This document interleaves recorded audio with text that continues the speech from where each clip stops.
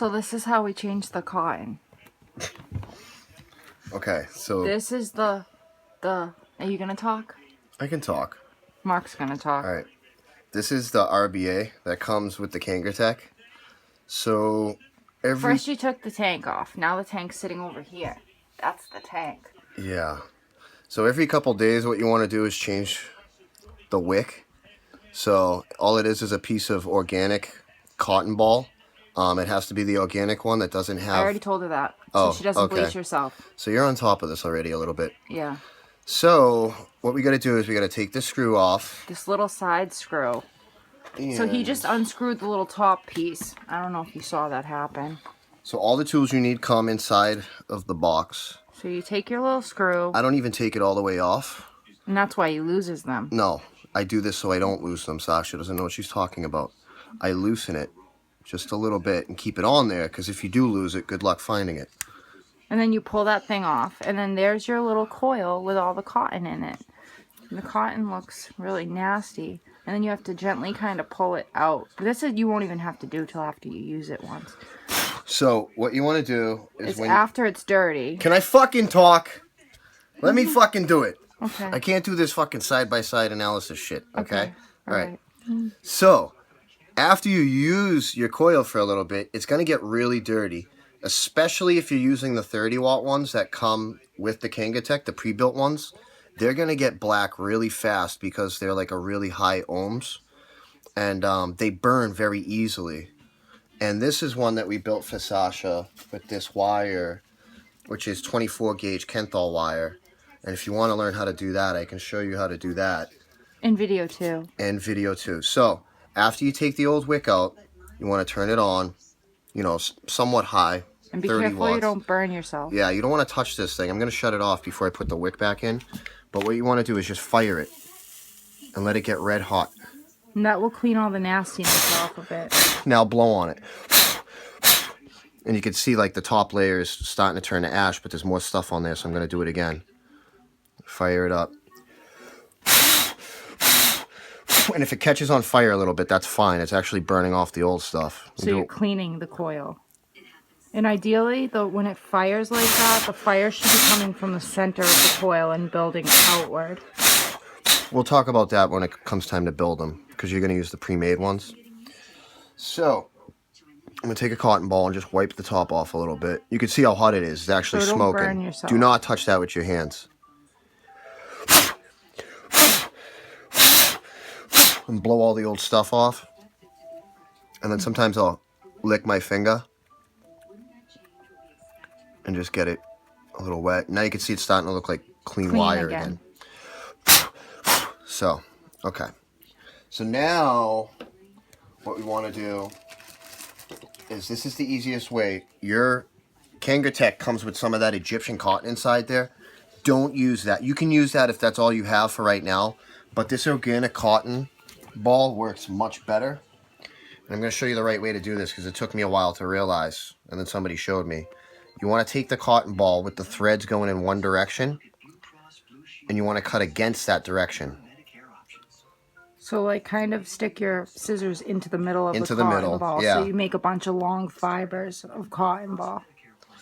So, it's okay if it's not perfect. Yeah, no, this absolutely But you just basically want to make them long fibers of cotton, not just a bunch of cotton. Yeah.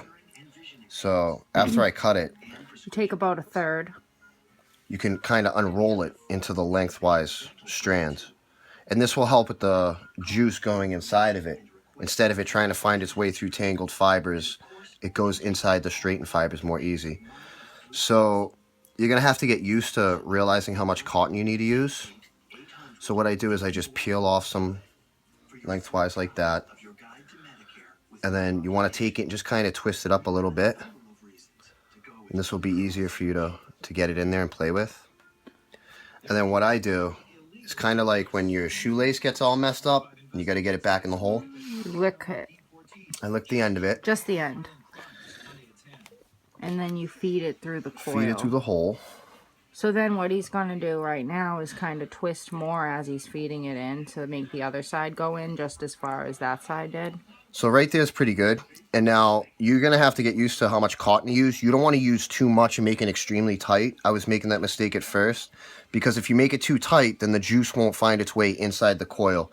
So you want it to just kind of sit in there like nice and snug, but at the same time have enough cotton to hold a lot of juice. So what I do after this is I should make sure that this thing is turned off because I've burnt myself before. And you don't want to burn the cotton that's not wet yet. Yeah. You want to cut it as close to like, probably parallel with the cylindrical shape underneath it. Cut one side when you hold the other side. And then be careful not to pull it all out when you cut the second Yeah, that's side. why I hold one side while I cut the other side, because it will come out.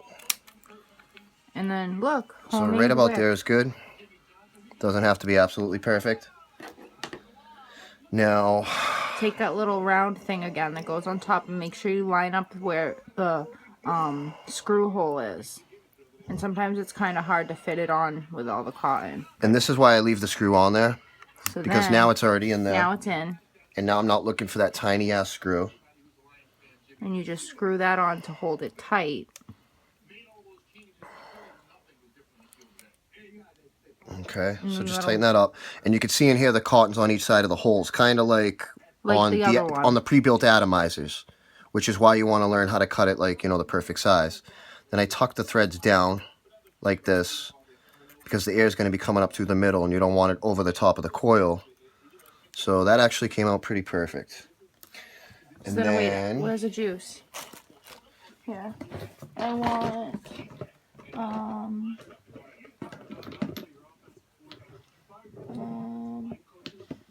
just pick one. I know, I'm sorry. What juice is in here?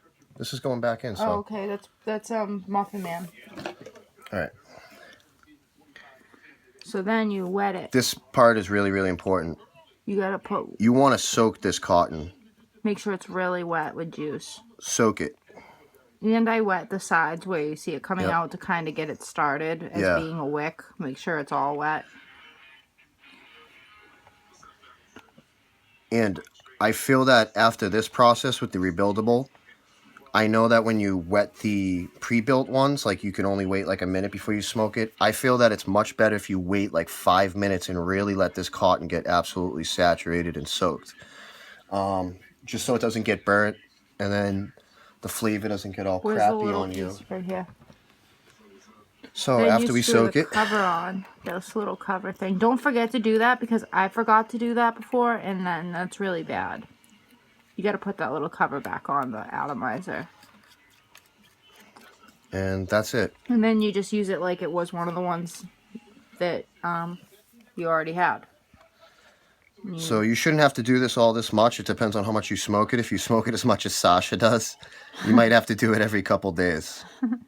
But it literally takes just a few minutes. And with the rebuildables, it is much, much cheaper than buying those stupid atomizers every few days.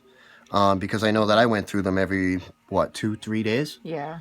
Yeah. So this is cheaper. That roll of wire is 100 feet long. And at 24 gauge, depending on the number of wraps, I can lower the ohms for Sasha. And hers fires at 0.63 ohms, which is perfect out of this Kangertech, because now she could actually fire it at higher watts. And my thing's not actually blinking; it's just doing that in the video. That's yeah, it's weird. just wet, and it's just much better. Like when you're going to use the rebuildable that it comes with, you're only going to be allowed to fire it at 30 watts. But I wouldn't use it at 30 because I noticed that it really like melts. So after you get used to that, you're going to want to buy some of this wire and learn how to build your own coils. And then that way you can control how high of a temperature and how high you can fire your atomizer. The 24 gauge, is it 24? Yeah. That's by far the best one to use inside the Kangertech at around 0.5, 0.6. I was supposed to wait. And I didn't. I was supposed to wait and I didn't. She could smoke it as high as like 45 watts if she wants Hers to. only goes up to 40. Well, 40's perfect. She got the 40-watt temperature control. Even with this, if I had this, I would use it at 35 But that's what I'm saying. 38. I never go up to above 40 anyway. As a girl, I suggested she get that one. Yeah. The new one, the temperature control. Yeah, so when you're ready to learn how to build a little atomizer part, we'll make you another video. Okay, bye, Anneliese. Weren't we supposed to wait? For what? No, 5 it's fine. minutes. Oh, that Fine. wasn't 5 minutes. Okay. It's fine. All